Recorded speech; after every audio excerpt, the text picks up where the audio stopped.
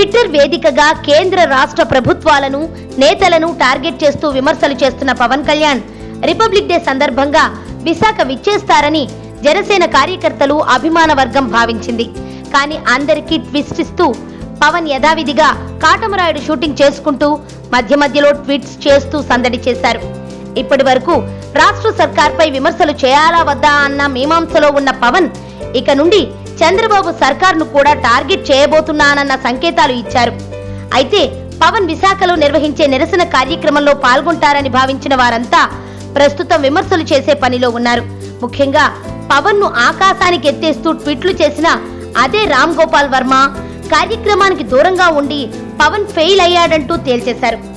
రాజు లేకుండా యుద్ధంలో విజయం సాధించలేరని, పవన్ దూరంగా ఉన్నందుకు చాలా నిరుత్సాహం చెందానని, ఈ రోజు ఫ్లాప్ షో ఇచ్చిన పవన్ రేపటి ప్రెస్ మీటింగ్ లో సూపర్ హిట్ షో ఇస్తాడని నమ్ముతున్నానంటూ తాజాగా ట్వీట్స్ చేశారు. అయితే ఒక రకంగా పవన్ రాకపోవడమే ప్రభుత్వానికి మంచి అయింది. ఒక్క జగన్ తీరుతోనే ఇబ్బందులు పడుతున్న అధికారులు ఒకవేళ పవన్ కూడా విచ్చేస్తే పోలీసులకు తలకు మించిన భారంగా మారేదని చెప్పడంలో సందేహం లేదు. ఇదెలా ఉన్నప్పటికీ నిలకడలేని తీరు పవన్ లో మరోసారి హైలైట్ అయింది.